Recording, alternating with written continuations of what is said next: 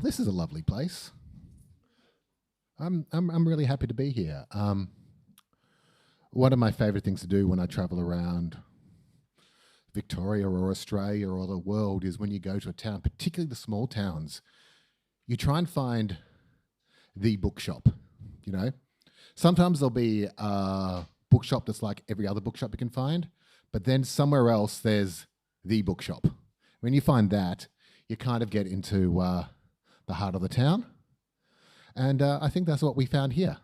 This looks like a lovely space, a community space. You can see from the range of stuff on the shelves the variety of interests that people who live in this area have. And it makes me really happy. And I was also really excited to see that over there in the music books, a book called Chasing Music by Jan Dale, who is my fellow presenter on PBS 106.7 FM in Melbourne. She does one of the world's best programs of bluegrass, Appalachian, and old-timey music, and is a multiple award winner for her efforts in that. So if you're only going to buy one book while you're here, well, I'm going to say this one, but if you're going to buy two, grab a copy of that one as well. So I've started talking and I haven't really introduced myself properly, so let's jump into that. I'll tell you a little bit about myself, this book that I've written, why I wrote the book, a little bit of a summary about what I'm trying to achieve in the book. I'll then give a little reading from the introduction. There'll be time for people to ask me questions if you're so inclined, and then it will be time to take your wallet or your purse out of your pocket or your phone. You pay with phones now, don't you? I'm very confused. The modern world's moving too quickly for me. But whatever you use to pay for things, take that out and buy lots of things in this wonderful bookshop. So my name is Matt Frederick. Probably what I'm best known for is on the radio station in Melbourne, PBS 106.7 FM. I've been doing a program called The Juke Joint for about 14 years now, because I'm I'm getting very old. The focus of the program is blues music specifically, not blues and roots music, but specifically blues music. I think it is a wonderful genre that has got so much to teach us, both from what the music tells us and from the story about how the music was created. I've done other things on PBS. I filled on programs playing everything from cumbia to free jazz. I used to host a breakfast program, but the blues is a music that has always been very, very special to me. I can tell the story later after a few beers, but it's very likely that the music did save my life. And as a way of paying back to that music, I wrote a little book. It did get published after lockdown, although I want to emphasize it wasn't actually a lockdown project. Everyone has a lockdown project. I actually started it beforehand, but the process of writing a book can take a few times. It took a few destroyed drafts and sticky taping things back together and so on to get it done. This is the book. It's called A Meeting at the Crossroads, Robert Johnson and the Devil. If people only know one thing about blues music, it's often the story of Robert Johnson.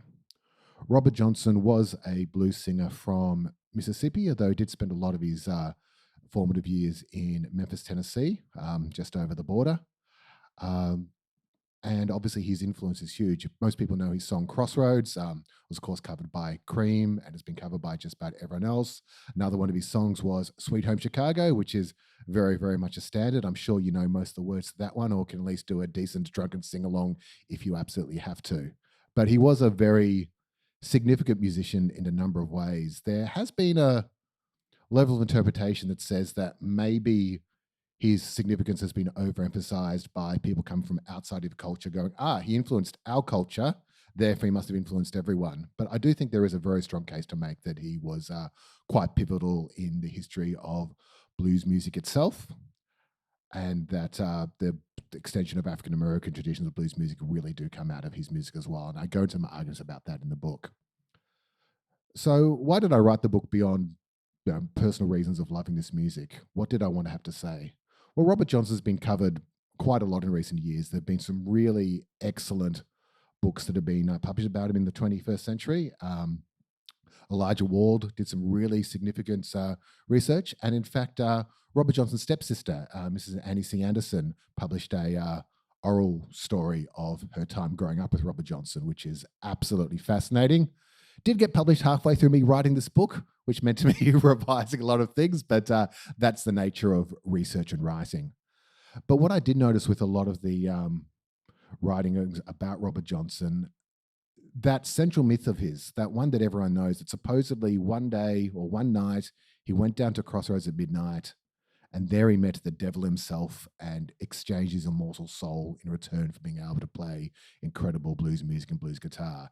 That is a story that everyone knows, and it's a really tough thing to deal with. A lot of stories, a lot of books try and dismiss the story, or they try and debunk it. And that struck me as very unusual, because I don't think you need to debunk a story about someone meeting the devil at midnight and selling their soul, because I think we can be pretty confident saying that probably didn't happen. You know, I've actually been down to that crossroads. I've actually been down there at midnight. I've been to a few of them, actually. He didn't turn up, you know. Um, so, what is it about the story that makes us interested in it? Why does it keep on getting told? Why does it fund a whole tourist industry in Mississippi? If you go down to Clarksdale, the first thing anyone asks for is show me directions to the crossroads every single time. Why does it result in movies starring the Karate Kid, if you've ever seen that one? So that's what I was trying to investigate in this book. So a little bit of background about myself as well. So whilst I'm best known for blues music, I've actually got a piece of paper on my wall that says Studies in Western Traditions. That was actually what my degree was. I pursued that at a postgraduate level, and that involves looking at layers and resonances of ideas and myth as they appear throughout, well, not just Western culture, but world culture as a whole. And you start to notice various motifs and ideas get repeated, not necessarily perennialism like someone like Joseph Campbell or even Rene Guénon, but more, okay, if we keep on telling these stories, there has to be a reason why. So one of the things I did in this book was I dug into, where does this story come from? What stories do we have about people selling their soul? Obviously, we're all familiar with stories such as Faust. And what stories do we have about the devil? And you can go back a very long way. I mean, if you're familiar with your great violin players, there was Paganini. Supposedly, the devil used to guide his hands on stage because no one could play that fast. Or if you go back further, I study this in the book. The Greek god Hermes was actually the god of the crossroads in the Greek tradition, and also the inventor of stringed instruments, which is a lovely little resonance. So that's what I'm trying to go on to in this book. Why is this myth so significant? What is it about? Why do we keep on telling the story? I go into various ideas such as trickster gods, which is an idea that actually comes out of Native American or American First Nations mythology, but has been recognized around the world. The idea of a god who flouts and flaunts the rules is a little bit outside of society. It could be a god or it can be a person. Trying to understand what these stories are about. Why does this go on? So in the book itself, what I do is I start by giving you a little bit of a précis on what the book's about. I then go into a little bit about the history of the blues. I think it's really important to understand the context of where this music comes from, including the more distasteful aspects. I think we can never forget that this is a music that comes from oppression and slavery and the dislocation of entire nations of people and taking people away from their culture. And it's always fascinating how people bring their culture back in different elements in a new world. And you find that in like the idea of the crossroads in both New Orleans and Haitian religions of voodoo, traditions of hoodoo, other religions in Latin America and so on, that take older traditions, combine them often with Christianity, particularly Catholicism, and create something new about them. You see that resonating in blues lyrics. In Robert Johnson's songs, you know, he says, um, she took the last nickel out of a nation sack, which is going back to hoodoo traditions that he probably would have, if not practiced, been very, very familiar with. And getting an idea of, okay, we've got a story, we've got the background of blues music. I give a bit of a summary of what we know about Robert Johnson based on the latest research, and we actually know quite a lot. There is a myth that Robert Johnson is an unknown figure. We don't know anything about him. There are plenty of people who were alive not that long ago who knew him, whether it's his semi-stepson, Robert Jr. Lockwood, one of the greatest Chicago blues guitarists. Honey Boy Edwards passed not that long ago. And of course, his stepsister, Annie C. Anderson, is actually still with us and published a wonderful book, which is called Brother Roberts, and I highly recommend you pick that up. So I got a bit of understanding about Robert Johnson. On another chapter, I go into details about the esoteric side of the blues tradition, as in mysticism, magic, voodoo, get a little bit of a background. There have been some attempts to summarize that in various books that I suppose in some ways are from an outsider's point of view. So part of my background that I haven't really mentioned so far in this talk is that I do have a strong interest in the field that is called Western esotericism. Um, I've got some friends who are heavily involved in that. And it's they say when you're a musician, 6 degrees of separation is 3 too many. When you get into Western esotericism, it's about 4 too many. Like I think I've got a friend who knew Aleister Crowley. Very weird. So you can start to find resonances about these things within us, and that's where you go to things like the Faust myth, or books such as the Sixth and Seventh Book of Moses, which was a common hoodoo manual, which is derived ultimately from Cornelius Agrippa's works of magic and so on. And these were around within Robert Johnson's time and are part of the tradition. There are stories. If you want to do this, you bury a nail at a crossroads. And there's other elements about the crossroads stories that appear in the blues tradition. Robert Johnson was not the only musician to have this story associated with him. I even managed to find stories about Blind Boy Fuller selling a soul at the crossroads, the great ragtime picker, and other musicians as well. A story that Howlin' Wolf told his son about learning to play guitar in a graveyard at midnight. These kinds of things go together and go, okay, why is he telling this story? What does it mean? There's an esoteric element, and there's an element of boasting. In one way is to say, I went down the crossroads and fell down on my knees, is to say, I walked 47 miles of barbed wire, got a cobra snake for a necktie, or, straight out of Compton, crazy mother named Ice Cube. It's a kind of a saying about who you are, what you're doing, and there's also resonances about, let us never forget the great injustices done at the time. There is an interpretation that Elijah Ward first brought out, which I think I agree with, to say that the Crossroads is a song about trying to hitchhike when it's getting near dark and you're near what's known as a sundown town, which is a town where if you are African American or in any other way not one of the favored in society and it's after dark, then your life is probably not going to be too much longer. So these are the kinds of things I go on about in the book. I can talk about this in great detail for a very long time, but if I do that, you won't need to buy the book. So I won't do that, but give you a bit of an idea of what my approach is, what I'm trying to draw out of it, and what kind of conclusions I'm trying to draw. So in a brief summary, I think there is a strong reason for us to take this myth of the crossroads seriously, not dismiss it as something that was added by later interpreters. I think it is very much a part of Robert Johnson's story and something he most likely would have acknowledged. I think that it has resonances that go back to deeper myth. It can draw you into very, very old stories within the Western tradition. I think it has something to say about why this music is so compelling, why we are drawn to it. So what I'm going to do now is I'm going to just do a brief reading from the book to give you an idea of where I'm coming from with it all. After that, we'll have time for a few questions, and then it'll be time for you to go and, keep this wonderful bookshop going, keep it alive, because we love places like this.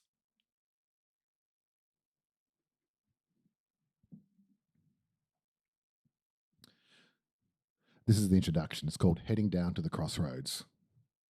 Starts with a true story about what probably wasn't the best day of my life, although it was quite good.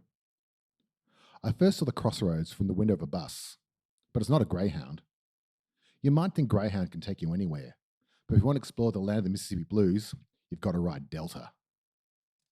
Nursing a hangover and getting by on only a couple of hours sleep, I'd hopped on the Greyhound at New Orleans, changed to Delta at Baton Rouge, ran into a guy I knew from the pub back home in Melbourne, and gradually got acquainted with the back roads of Mississippi that you can only get to know when you travel by bus.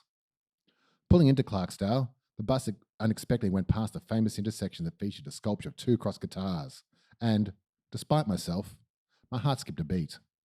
I knew it wasn't the real crossroads, whatever that's supposed to be, but represented a search I'd been on since I'd first discovered Robert Johnson's music as a teenager. Through his recordings, Johnson's story had become part of my story, and by searching for him, I've been searching for a part of myself. I wasn't the first to go on this quest, and I sure wouldn't be the last. Hearing the music and story of Robert Johnson had awakened something in me, just had awakened something in the listeners who first heard him play live, and on the jukebox, in the collectors who first discovered his 78s, and the 60s guitar gods who felt compelled to share his music with the world. Even without the story, the music is just that good. It grabs you and refuses to let go. It's simultaneously otherworldly and down to earth. It comes from a specific time and place, yet it speaks to people almost a century in time and thousands of miles from its origin. This is, as I told myself after hearing Crossroad Blues for the first time as a teenager, the real shit. The album cover makes the claim clear enough. The king of the Delta blues singers. Others could lay claim to the crown. Son House, perhaps, or Charlie Passon, or maybe more recent artists such as Big George Brock or Robert Wolfman Belfer. But in terms of fame and recognition, Johnson has surely earned the crown. From his origins in the Mississippi Delta, his music has spread around the world. I've heard Robert Johnson's music played and performed in backstreet Bangkok bars and trendy Tel Aviv cafes. It's fair to say that for many people, Robert Johnson is the blues, defining the image and the music and the people who play it. His life has set the template, not only for the hard-traveling bluesmen, but for the live fast, die young performers of the rock and roll era that followed. His life story is all the excitement of a typical rock and roll biography, but the added romance of going to the source of things. That this is the wellspring, the archetype through which we understand the stories of Jim Morrison, Janis Joplin, Amy Winehouse, and the other members of the famed 27 Club. Beyond this, there's the allure of the occult and the smell of brimstone. This is a performer supposed in league with the devil himself. Both his worldwide fame and early death are consequences of a pact made with Satan at midnight at a lonesome Mississippi Delta crossroads. Before we go any further, we need to make things plain. The story of Robert Johnson going down the crossroads to sell his soul to Old Scratch is a goddamn lie. It never happened. Things like this just plain don't happen. If you choose to believe that the Prince of Darkness himself physically manifested in rural Mississippi in the early 20th century and offered an itinerant bluesman and street singer fame and musical prowess in exchange for his immortal soul, then more power to you. But for most of us, that's not the way the world works. The story of the crossroads is not the story of an event that can be located in space and time, just as the crossroads is not a place you can find on Google Maps.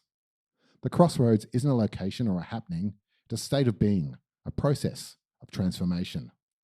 The story of the crossroads is a myth, to be sure, but that doesn't make it a thing to pass by or disregard. Myths get told for a reason. They carry meaning and guide us towards greater truths. As we will discover, the story of the crossroads is bigger than that of Robert Johnson, echoing African-American folklore, diaspora religion, and ancient archetypes. To dismiss the crossroads is to dismiss these truths.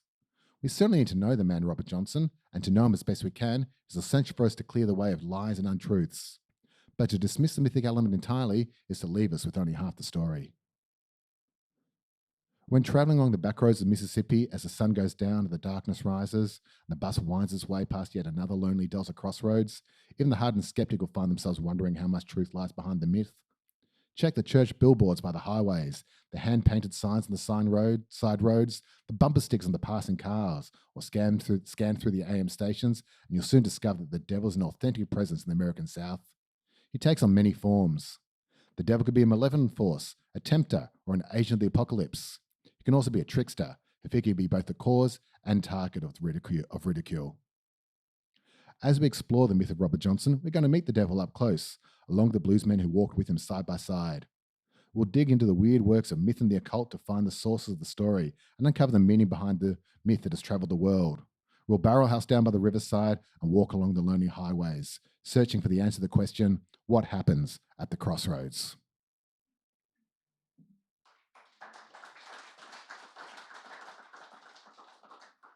One other thing I just want to add is at the back of the book, I've included a bit of a travel guide to Mississippi, where I've been quite a few times. So if you ever do decide to travel there yourself, this will help you find the right places. I think I've got to count. I think I include directions to about 4 places that might be the real crossroads, but none of them are. But that gives you a bit of an idea of what the book is, what it's about, and why I wrote it. I hope that introduction really gives you a sense of what I'm trying to do with this book. And that's really all I have to say. I think that's enough for you to get an idea of where I'm coming from, what I'm trying to put out there. But if anyone has any questions, please ask them right about now. Yeah. First, thanks for the reading and the description. Fantastic. How do black communities view the devil? Like you sort of refer to it as a trickster, but what's this, maybe a reaction to Protestant religion as well? Like, what's the devil potentially an ally for? Very much could be. Very much could be. There's a lot of folk stories where the devil, he kind of fits in between. So the idea of the trickster motif is that it's a figure that is neither good nor bad, can help you, can hurt you, can sometimes go to his comeuppance. So there's a lot of various folk stories about people being tricked by and then tricking the devil. So really one that you might know would be the story of Stagger Lee, as performed by either Mississippi John Hurt or Nick Cave, in which you've got this man who's a riverboat gambler.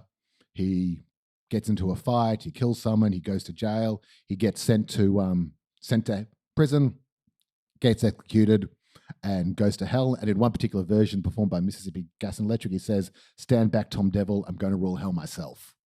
That gives you a bit of an idea. The devil is something that he sits in between. I suppose if you played D&D, you'd say he's chaotic neutral. Does that answer your question? Yeah. But within African American communities today, it very much depends on the community where you are. In in a lot of very religious communities, he can be very, very much a real presence, something to be frightened of. In other communities, you tell stories and jokes and toasts about him, and people's ideas change. They go through different stages in their life. I know one person had a lot of success getting blues musicians to tour Israel in their old age because they wanted to make right before they disappeared. Anyone else? Yes? You touched the topic. A lot of people sort of think if they're not that volume coming out. It's about 50,000 words, so it's about the same length as Brave New World. So it's a lot of the process of writing is the process of cutting away.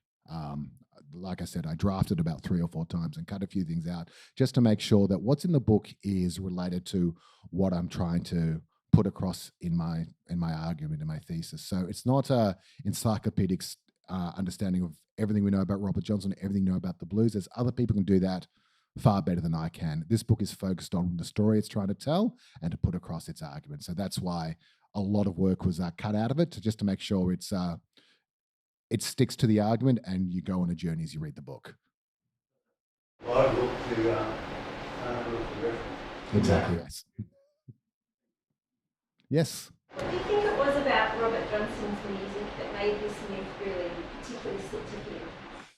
Robert Johnson's music. There are a few things that are really interesting about Robert Johnson's music. One is that he was quite a late blues singer. So, he had earlier performers such as, in the early days of blues, it was mostly a female music. You had people such as, Bessie Smith and Lucille Bogan, and then you had people such as Blind Lemon Jefferson and Charlie Patton and Son House and so on. And if you listen to some of that music, it's really interesting because it's not a music that was designed to be recorded. It was designed to be played live. So Son House, for example, a song that could go for half an hour when he's performing live would be recorded in 3 minutes on a 78. So when you listen to that music, it kind of feels a bit cut short. Johnson was quite amazing at making sure his music was arranged for the recording medium. So they tell a story in and out within 4 verses and 3 minutes. So his music fits really well on recording. That's one reason why I think that his music ended up becoming very, very popular, because when you're sitting down and listening to it on a record, it sounds great in that medium. Another interesting thing about Johnson is that he had multiple influences. So when you read the book, you'll discover that, yes, he did spend a lot of time in Mississippi and wandering on the road and playing in juke joints, but he also spent a lot of time in Memphis and hearing a lot of jazzier kind of music. And he took a lot of influences from that. Jazz music, hoka music, jug band music, what you consider uptown blues of people like Scrapper Blackwell and Leroy Carr. So his music is quite a combination of the various strands of blues that were around at the time. And that's another reason why I think his music is so resonant with people, because it was a very sophisticated amalgamation of all the music that you heard around him. Does that answer your question? Yeah. Do you have a theory on his death? On his death? No, I don't. I've got no reason to think it's anything other than he was poisoned at a juke joint one night. They were dangerous places. We don't have a lot of evidence. I know that the researcher Mac McCormick, who passed away a few years ago, and his research was published after this came out, has got a theory about who poisoned Robert Johnson. But I've got no particular theories about that. I think it was the kind of thing that could have happened any night that he was working and just happened on that particular night. So the story goes that Robert Johnson was at a juke joint in Three Forks, Mississippi, and was given poisoned whiskey by the owner of the place because he'd been making moves on that man's wife, which was very much an occupational hazard in his particular line of work. Any other questions? Yeah? Two questions. Go for it. Given your thesis about the blues being a state of crossroads being a state of mind rather than physical case, did you find the blues to be actual crossroads? And did you find your crossroads? And is the contemplation of that your specific novel? I personally would love to hear that. I don't think you can say that there is the crossroads. We don't have any primary accounts of Robert Johnson saying he went to a crossroads to sell his soul. The closer we have this song, which may and may not be around that. There are some secondhand accounts saying that he did that, but once again, he's not saying, on this date I went down to this location and this is what happened. He's describing the kind of thing that a person like him is known to do. So there can't really be a real crossroads because it's not something that he did. It's something about who he was. He is the kind of person who went down the crossroads. Now, maybe he did one night decide to give it a go. Maybe he didn't, but it doesn't really matter. What matters is the person he was and the stories that we tell about him. My own personal crossroads, I mean, I have been down to Mississippi on numerous occasions and gone to the location that Robert Johnson was. And, the process of, at the time, I was in a pretty low-paying job, saving up my money, traveling to Mississippi, staying in some extraordinary hotels. Oh, my goodness. Oh, there was some stuff going on in that back room, I can tell you that. And traveling by Greyhound bus and discovering where that was, that journey, I suppose, is a crossroads. And we all go on those particular journeys in our life, whether it is related to blues and traveling to find the music that we want, whether it's becoming a musician and performing at a folk festival, whether it's being foolish enough to open up a bookshop in this day and age. They're all our own crossroads journeys. Yeah. You've been drumming in blues bands for quite a few years and chatting to some of the other musicians.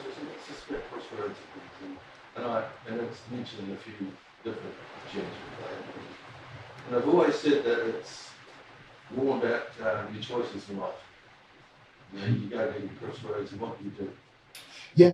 Yeah, and that's different ways that the motif comes up. I go on about it in the book, but the earliest reference I can find to the crossroads in the African American music tradition is a gospel song from the 19th century called Meet Me at the Crossroads. And the lyrics go, meet me at the crossroads, meet me at the crossroads, don't let the angel pay any toll. And it's about that very, very Calvinist style idea of faith. You make a decision to be saved, and that is it. And that is the crossroads. And that appears to be where it's coming from. And I think that when Johnson's audience heard him singing that particular line, I went down the crossroads, I fell down on my knees. Yes, there's a meaning that comes from ideas about the dangers of traveling at night, but they would have recognized it from their own religious and musical tradition and gone, oh, he's saying something here, and we don't want our daughters to be anywhere near him.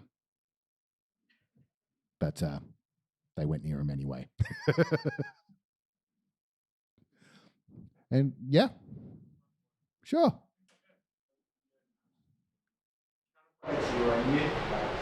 Yeah. Is there reference in the crossroad of where having music was played? Mm-hmm. This time, so to speak, by the devil playing that time. And the high point of the crossroads movie in Ralph shows Steve Vai, and Steve Vai is actually playing both the devil's part and this, Robert Johnson's part, the Savior's part. Do you see that as an allegory for Robert Johnson's life? It can be. I mean, the great thing about someone like Robert Johnson, who within his 27 years did live a really big life and leave a huge stamp on our culture, is that there are lots of ways you can interpret his story, and there are multiple truths that you can get out of it. So I think that is a perfectly valid interpretation, and I would not argue against it. And there are some elements of that actually in the book, although I take a slightly different tack. But yeah, that's definitely a valid reading. Oh, couple up the back there, yep.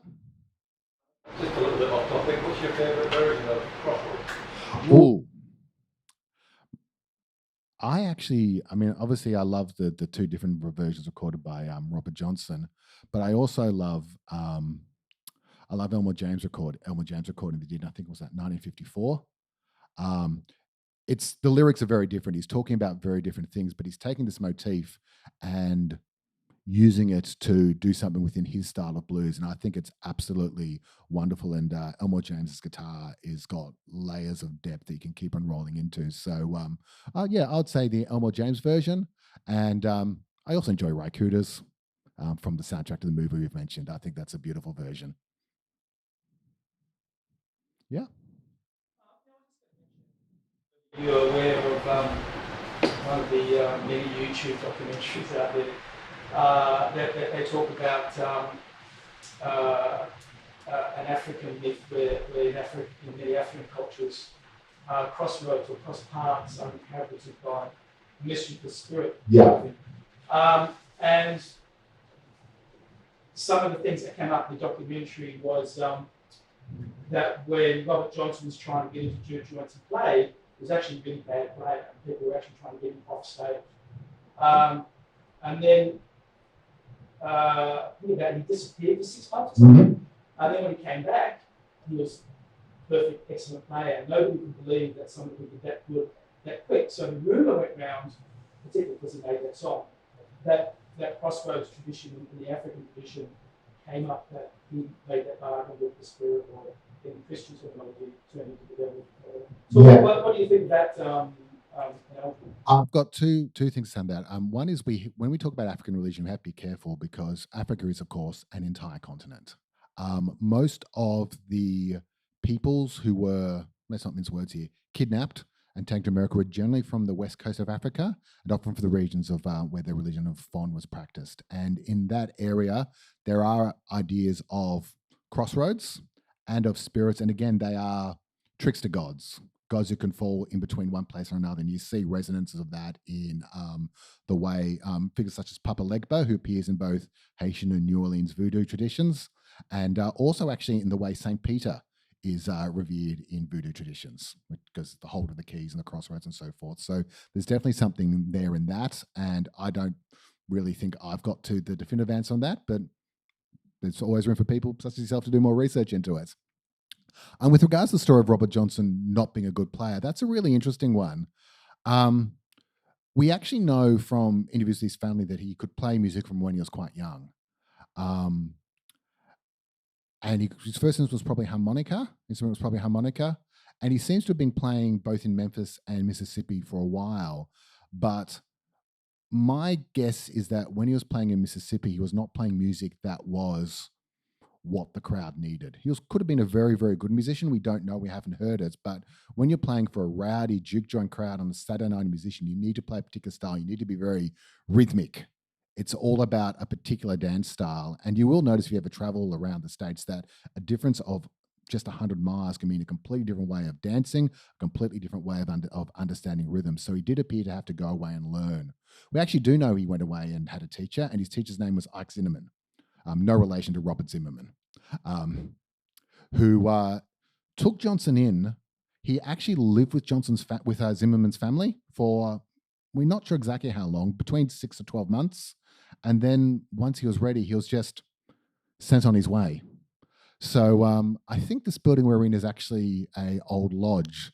So I think you could say that he, in Mississippi, he started out as an entered apprentice, became a accepted fellow, and when Ike Zimmerman kicked him out, he became the master mason. That's one way of describing it. Or it could just be a shibboleth. Anyone else? Yes. In your research, you describe a couple of examples of other musicians who will describe this. Mm-hmm. Did you find examples of the devil being involved in other forms of art, or is it still specifically music? I mean, you can always find examples. I don't go into it very much, but I do a few quotes. I think the best example will be romantic poetry. Byron and obviously Blake, Milton, true poet, not the devil's past, and all that. There are lots of examples of artists are always people who, even when they do serve a function, are a little bit of a step outside of society, and that is the devil's domain. So I think all artists have some engagement with the devil, and there are some artists who've been more explicit about it than others. And I think the romantic poets are one of the more explicit examples.